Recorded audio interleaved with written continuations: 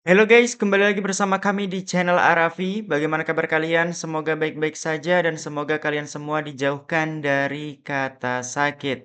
Amin amin ya robbal alamin. Kabar mengejutkan guys, update terbaru mengenai kasus antara Yaimim dan Sahara, di mana kali ini tim kuasa hukum dari Sahara memberikan pengakuan yang cukup mengejutkan kalau dirinya ternyata tidak dibayar ya dalam menangani kasus antara Yaimim dan Sahara ini teman-teman. Dan di mana ada momen juga saat Yaimim hampir bentrok ya di KA Barawijaya teman-teman. Di mana Yaimim hampir bentrok dengan salah satu penumpang di sana teman-teman.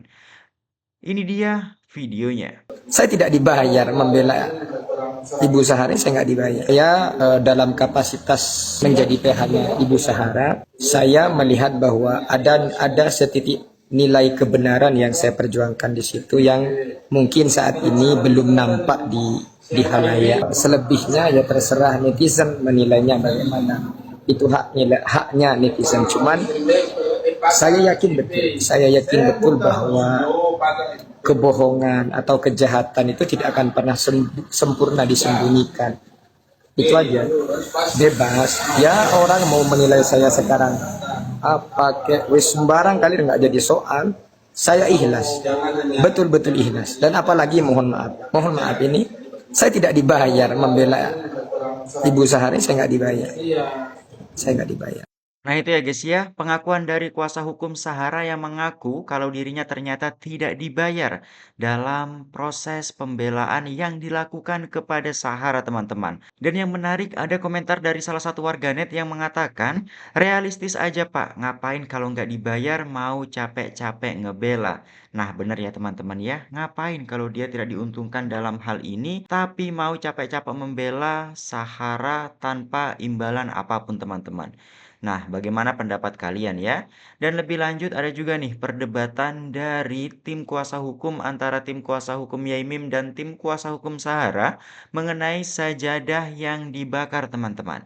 Ini dia videonya. Apakah kemudian perilaku pembakaran itu masuk ke delik?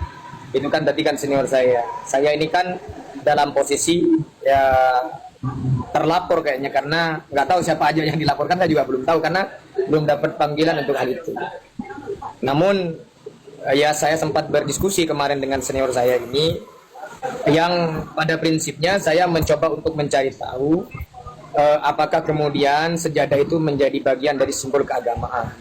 Karena sepemahaman saya ada beberapa agama yang juga memakai sejadah, semisal Kristen Ortodok Oriental semisal, atau agama Bahai kan juga pakai sejadah. Nah, bagaimana kemudian kita mengklasifikasikan bahwa sejadah ini bagian dari simbol agama Islam semisal? Itu yang mungkin nanti bisa diberikan pemahaman oleh senior saya, Anda Umar Sudi sebenarnya. Terlepas dari semua itu ya nggak apa-apa, nanti kita bisa menguji berkaitan dengan unsur-unsur pidana yang diajukan. Itu aja. Masya Allah. Memang kita sudah konsultasi dengan salah satu pejabat yang berwenang keagamaan di negara ini. Nah, dari hasil konsultasi kami itu, masuklah laporan kami terkait pengaduan kami terkait penistaan terhadap simbol keagamaan. Baik poin yang nanti menjabarkan bahwa unsur itu masuk atau tidaknya itu dari saksi ahli. Kalau saksi-saksi para pelaku, para terlapor pada saat ini memang sudah kita siapkan bukti-bukti video dan lain-lain untuk menjelaskan unsur itu masuk ada tidaknya. Nanti ada lembaga negara yang menjelaskan bahwa itu masuk atau tidak dalam simbol keagamaan. Karena kalau saya yang menyampaikan, saya bukan ahli dalam hal itu. Keterangan penyidik akan melakukan itu, naik atau tidak perkara itu berdasarkan nanti keterangan ahli. Begitu ya. Begini, saya kadang ya saya jadikan guyonan sama senior saya itu. Saya sempat baca juga beberapa literasi yang mengatakan orang yang berargumentasi bahwa sejadah itu dianggap menjadi simbol keagamaan dengan alasan atau rasionalitas bahwa itu dianggap suatu hal untuk menjaga kesucian, untuk menjaga hal-hal yang bersifat sensitivism dan lain sebagainya. Cuman akhirnya saya mencoba untuk memperlebar penafsiran itu. Apakah kemudian segala sesuatu yang dianggap melindungi dari najis itu dianggap sebuah simbol keagamaan. Semisal sandal, sandal kan bisa kita manifestasikan ketika kita sudah ngambil uzuk untuk menjaga kesucian uzuk kita pakai sandal.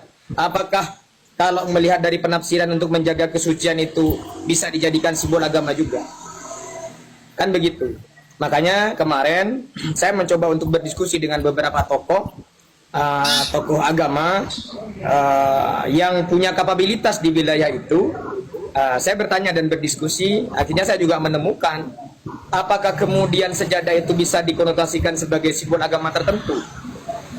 Mengingat agama-agama lain juga memakai sejadah. Seperti yang saya sampaikan tadi, bahwa Kristen Ortodok Oriental juga memakai sejadah, agama Bahai juga pakai sejadah. Nah, itu yang perlu kita tekan nanti. Untuk itu nanti biar senior saya yang dan ya saya sepemahaman dengan apa yang disampaikan oleh senior saya tadi. Ya kewenangannya PH itu kan melaporkan.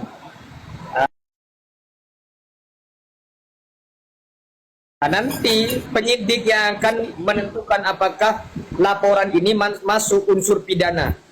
Nanti mungkin dikuatkan dengan saksi ahli yang diajukan. Nanti kalau pelapor itu mengajukan saksi ahli, kami juga punya hak untuk mengajukan saksi ahli. Nanti kita adu sejauh mana nanti memberikan adjustment berkaitan dengan bahwa pembakaran sejadah itu masuk terhadap penistaan agama. Itu yang kedua. Yang ketiga, justru kalau menurut hemat saya, peluang untuk melaporkan penistaan agama itu justru ada di kita. Justru. Kenapa? Benar. Kenapa saya katakan begitu? Coba perhatikan ketika yang bersangkutan muslimin itu memberikan klarifikasi di UIN, beliau mengatakan bahwa minum anggur ya, itu sama dengan meminum air putih katanya. Itu ada kan tersebar video itu. Justru itu kan bisa dijadikan dasar untuk kita melakukan pencemaran penistaan agama.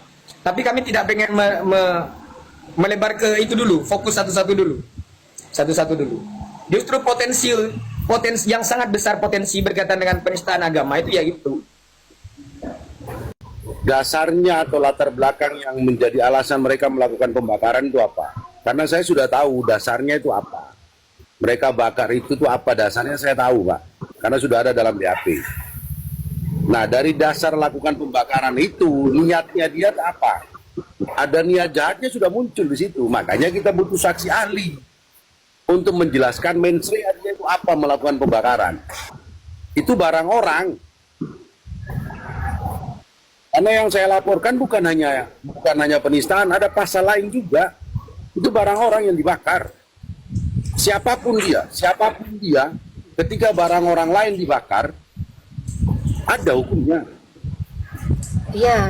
Orang itu misalnya secara keagamaan, dia mau sholat dimanapun kan dalam Islam setahu saya tidak ada larangan untuk orang melakukan sholat dimanapun. Nah. Kan dari niat jahat itu nanti yang akan menjelaskan semuanya itu saksi ahli untuk memperkuat laporan kami. Begitu, Mbak. Jadi tidak bisa hanya saksi A, saksi B, terus sudah penyidik naik gelar, tidak bisa. Harus ada keterangan ahli dulu. Wajib itu. Kayak perkara penistaan, ITE itu wajib ada keterangan ahli. Iya. Saya itu mengejar hanya gini. Saya mengejar kemarin itu hanya terkait niatnya dia. Mensreanya apa? Mensreanya dia apa? Ketika ada di situ dilakukan pembakaran, selesai ini persoalan. Nah itu yang saya maksud, Bang. Maksud saya tuh kalau memang itu pembakaran ya memang udah jelas dibakar itu kan pembakaran. Nah niatnya itu, mensreanya itu ada niat jahat apa enggak. Nah itu yang menentukan. Betul. Nah maksud saya seperti itu. Nah itu nantinya masuk ke pasal penistaan agama atau enggak kan juga dari saksi ahli juga kan. Karena yang lakukan pembakaran itu dia juga didasarkan atas perintah. Bukan inisiatif dia bakar sendiri ya, tapi dia diperintahkan untuk melakukan pembakaran. Diperintahkan.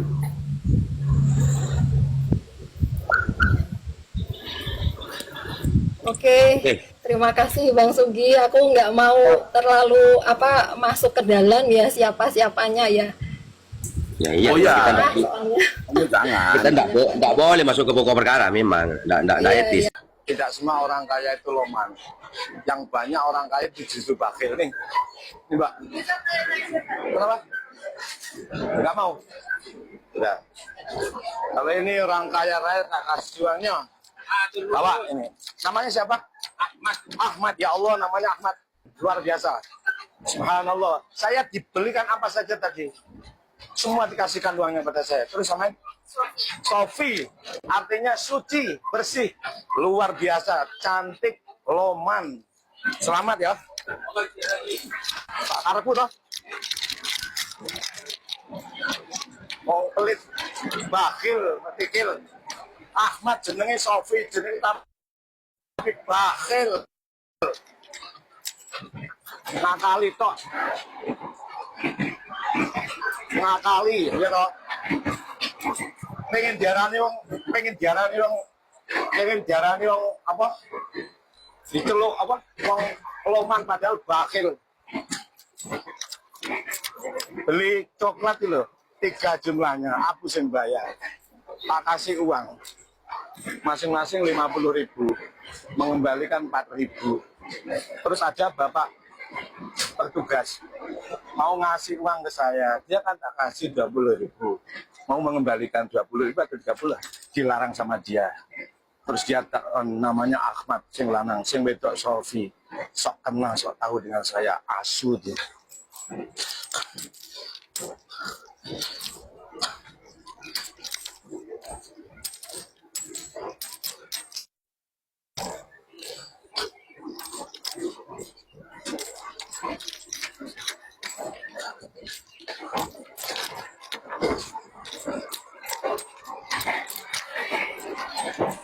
Saya itu gini, saya kalau dia sendiri nggak ngasih nggak apa-apa, tapi orang lain mau memberi dilarang loh, aku rada pegel aku. Ada orang mau ngasih itu dilarang sama dia, apa maunya itu loh. Namanya aja Ahmad, sing wedok Sofi. Ahmad tapi bajingan, penipu ya toh. Sofi tapi kotor. Benar.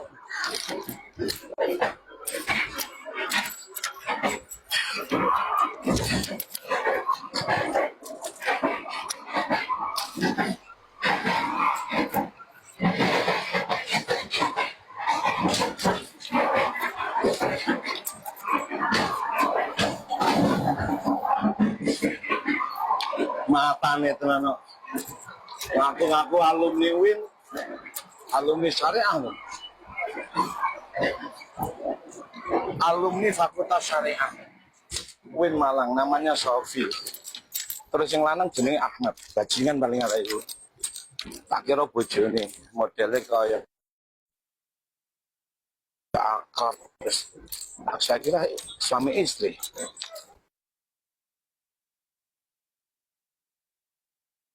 Ternyata bukan. Hati-hati.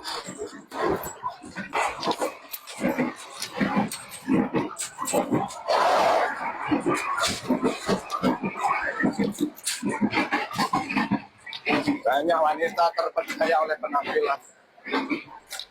Banyak wanita terperdaya oleh penampilan. Penampilan dan gayanya yang songong. Modelnya sok akrab, sok bagaimana gitu. Ternyata bajingan. Hati-hati para wanita ya. Hati-hati kalian para wanita.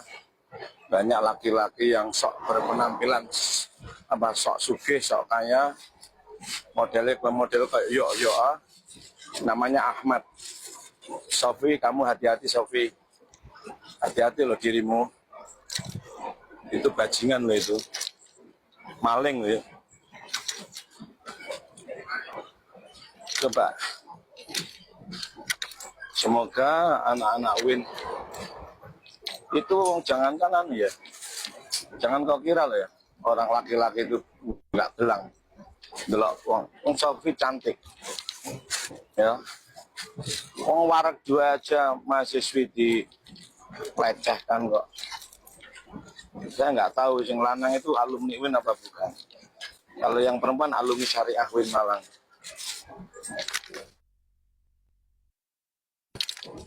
Semoga aku alumni Win Malang yang perempuan dijaga kehormatannya. Ya Allah. Besok.